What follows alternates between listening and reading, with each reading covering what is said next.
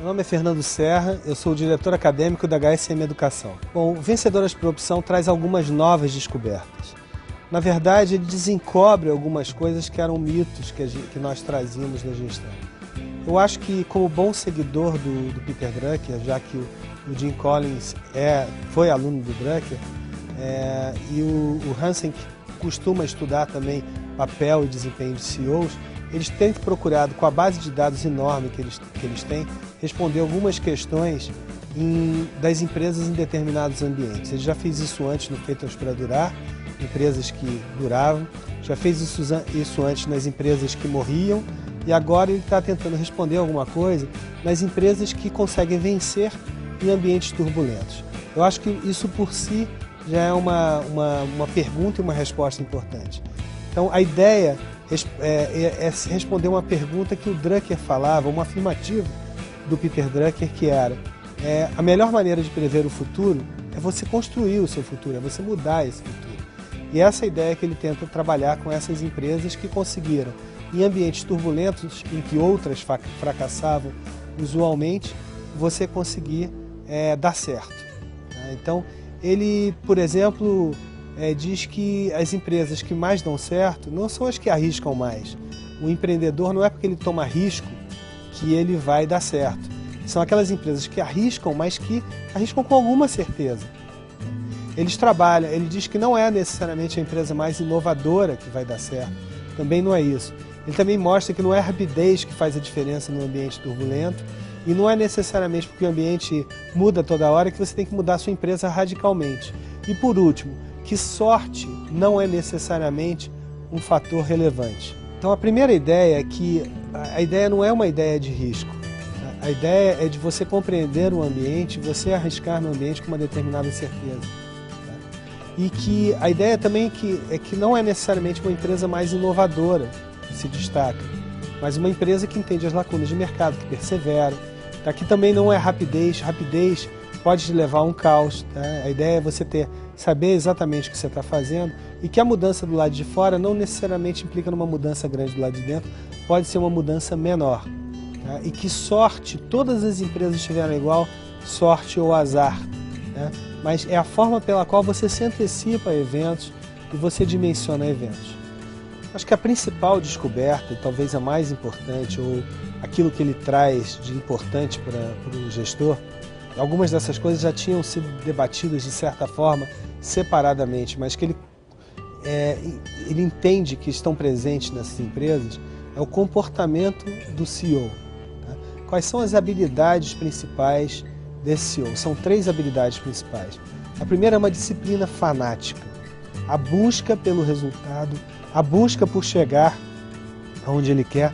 E ele até exemplifica essa disciplina fanática no caso do Bill Gates, que mandava e-mails à meia-noite, sempre se preocupando com o que poderia dar errado. Então, o fato é que esses gestores não são necessariamente mais inovadores, mais rápidos, correm mais riscos, ou a mudança é pior, ou tem mais sorte, mas eles são determinados, eles sabem o que querem, eles vão atrás daquilo que eles precisam, e fazem isso arduamente. O outro aspecto é a criatividade empírica, que é a ideia de você trabalhar inovação ou coisas novas, mas não necessariamente com você arriscando, fazendo as coisas de qualquer maneira. Mas, por exemplo, você fazendo testes e verificando se aquilo dá certo, se aquilo dá errado. Esse é um exemplo que eu acho muito importante e que, quando você examina crianças, hoje se fala muito nisso. Quando você coloca algum jogo com crianças, as crianças vão fazendo por tentativa e erro em pequenos experimentos. E muitas vezes os empresários fazem isso de uma vez só, em grandes experimentos, e isso dá errado. Então a inovação não é necessariamente um exercício de uma inspiração absurda e de um trabalho que você faz de uma vez, mas são pequenos trabalhos, pequenos experimentos que você vai fazendo. A gente pode dar o exemplo hoje, que não está no livro, mas o exemplo da Apple como contraponto. E a paranoia produtiva, que é a ideia que você esteja todo dia antenado, se preocupando com as ameaças que estão acontecendo, porque o grande fator de uma empresa é a capacidade dela de se adaptar. E essa adaptação não significa você mudar a empresa totalmente, mas você fazer pequenas mudanças e estar atento e ter flexibilidade para que essas adaptações aconteçam. Eu acho que esses são os três principais ensinamentos, independentemente de tudo que tem no livro, muito rico em casos e com uma metodologia maravilhosa, porque ele trabalha casos, mas trabalha casos contrastantes. Então ele não examina só a empresa que deu certo, ele examina a que deu certo e aquela que era a média do setor, que não deu tão certo ou até que deu errado. Então isso faz com que nós consigamos, ao longo do livro, estabelecer as diferenças e aprender mais. Tem várias coisas que são diferentes nesse livro em relação à literatura existente. Eu acho que tem um aspecto importante que é a complementação da obra de um autor, a complementação da obra do Jim Collins. Isso não elimina a obra anterior, pelo contrário, complementa. Mas, sobretudo, esse livro ele consegue agrupar uma série de conceitos que estavam dispersos e trazer para uma obra só. Sobretudo, ele consegue desmistificar algumas coisas que acreditávamos ou que se acredita no meio empresarial, do papel do empreendedor como um tomador de risco, aquilo que eu falei da inovação como um fator absoluto de vantagem competitiva, e não é absoluto, aquele que entra mais rápido no mercado turbulento dá certo, ou que a mudança do lado de fora implica numa mudança radical, ou mesmo que sorte faz parte. Todos esses fatores são um pouco desmistificados, ele inclusive os coloca como mitos e os desmistifica. Mas o que tem de diferente nesse livro é sobretudo a forma pela qual ele está organizado e a forma pela qual ele foi feito. Ele é uma pesquisa, que é uma pesquisa relevante, ela é feita com casos comparativos em que ele compara match pairs, quer dizer, pares de empresas que dão certo ou que deram certo no ambiente turbulento, empresas do mesmo ambiente que não passaram pela mesma coisa. Então você tem 7 pares em que você está contrastando.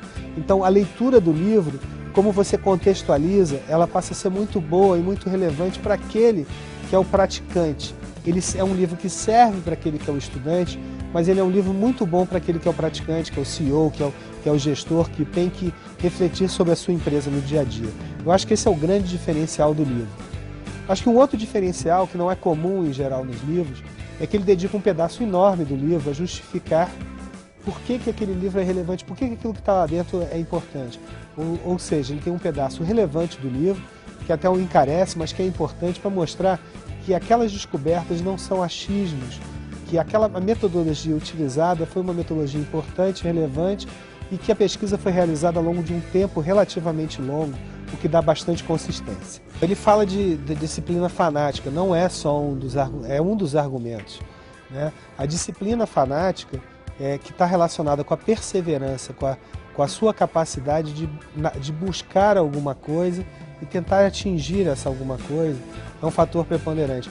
Isso não é uma situação nova, aliás, nós acreditamos cada vez mais que as pessoas que dão mais certo não são as mais brilhantes e as mais inteligentes, assim como as empresas que dão mais certo não são as empresas com os produtos mais inovadores, mas aquelas que são capazes de perseverar em torno de uma lacuna a ser preenchida, de uma busca que eles estão perseguindo. Esse é um fator preponderante, que é o da disciplina, que é o da perseverança de buscar alguma coisa.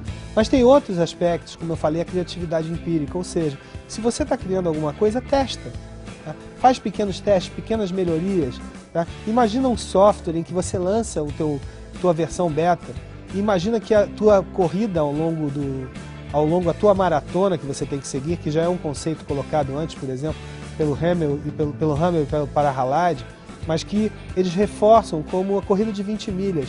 Você vai fazendo aos poucos, a sua maratona é feita aos pedaços, e você então vai construindo isso.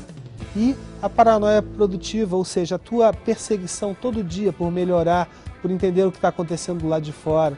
Tá? Então tem muito de disciplina, sim, dentro do curso, mas tem muito também da tua capacidade de entender aonde você quer chegar e de estar certo, entender as lacunas, de saber o que você está fazendo, tá? E perseverar naquilo, tendo a certeza e medindo, né? Então isso quer dizer que você está medindo os resultados, que você está acompanhando, andando passo a passo e sabendo onde está chegando de cada vez para dar um passo a mais. Eu não posso dizer que ele exatamente mudou a minha vida, porque eu sou diretor acadêmico e eu estudo muito. Então tem vários livros que mudaram a minha vida, ou na verdade, vamos dizer, existem vários livros que contribuíram muito para a minha vida. Eu acho que Vencedoras por Opção, ele passa a ser um livro que é uma contribuição relevante de todo um trabalho do Jim Collins, nesse caso com outro coautor, que ele passa de ser, de certa forma, uma maneira de colocar empirismo no trabalho de Peter Drucker, mas, sobretudo, ele confirma alguma coisa que nós praticamos na HSM Educação. Que para nós a disciplina fanática e estar atento aos detalhes, atentos ao que pode dar errado, já é uma herança da HSM. Isso se confirma no livro, para nós isso é importante porque confirma a nossa prática. A nossa prática de criatividade empírica, em que nós temos um modelo novo de educação e que nós fazemos experimentos antes de utilizar, ou fizemos muitas vezes e continuamos fazendo, antes de utilizar as nossas práticas no dia a dia. E a paranoia produtiva, que é uma parte talvez mais chata do dia a dia, que é nós todos os dias estarmos preocupados com o que está acontecendo e que passa a ser uma orientação bastante forte para aquilo que nós fazemos aqui dentro. Então posso dizer que o livro, nesse momento, é meu livro de cabeceira, junto com alguns outros 2 ou 3 que me orientam no dia a dia do meu trabalho. Eu vou reforçar os ensinamentos. Eu acho que o principal ensinamento é que nós temos mitos que vêm arraigados a nós, de risco, inovação, rapidez, mudança e sorte, e que esses mitos, na verdade, eles já, de certa forma, estão sendo desmistificados pela academia, e nesse livro eles estão desmistificados de uma maneira geral. Então, aqueles que entendem uma lacuna de mercado, que tem uma estratégia clara, coerente, que sabem aonde querem chegar com suas empresas e com suas vidas, eles têm uma disciplina muito grande em torno daquilo que fazem, eles testam aquilo que querem inovar, aquilo que querem criar, e eles são chatos naquilo e muito perseverantes e muito atentos ao que acontece no dia a dia, para todos os dias estarem trabalhando em pequenas mudanças, em pequenas adequações que garantam que aquele futuro que eles estão buscando chegue.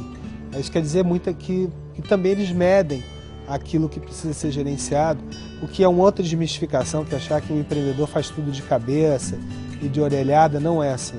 Então acho que isso é um grande diferencial do livro e é um grande ensinamento. E ele vale a pena ser lido ao longo do livro, porque esses diferenciais vão sendo reforçados ao longo do livro com exemplos e com casos. E esses casos e exemplos nos ajudam a nos contextualizarmos em relação à nossa vida, ao nosso dia a dia. O livro é um livro que, para quem gosta, todos os capítulos são ótimos. É óbvio que o primeiro capítulo e o segundo capítulo são... Sobretudo o primeiro capítulo é o capítulo mais importante, em que ele resume a obra. Ele é um livro feito ao contrário. Ele não parte de uma angústia, passa por uma descrição e chega a uma solução ao final. Ele traz a solução ao início, o que é muito bom para o executivo, mas depois ele vai debatendo essas soluções ao longo do livro. Então, sem dúvida, os 2 primeiros capítulos, ou sobretudo o primeiro capítulo, é um capítulo importante. Eu, sem dúvida, recomendaria o livro como recomendo. Inclusive no meu blog, nos twitters, eu costumo citar parte do livro, eu endosso tudo o que aconteceu, e não só eu endosso, como a Exame publicou um pedaço do livro, outros acadêmicos têm utilizado os ensinamentos, sobretudo porque o livro tem uma parte empírica, uma confirmação da pesquisa muito forte. Então, para mim, como acadêmico, não me custa recomendar um livro desse, que eu sei que está suportado em bases sólidas. Aliás, que é uma característica dos livros em geral, que nós estamos lançando na editora da HSM.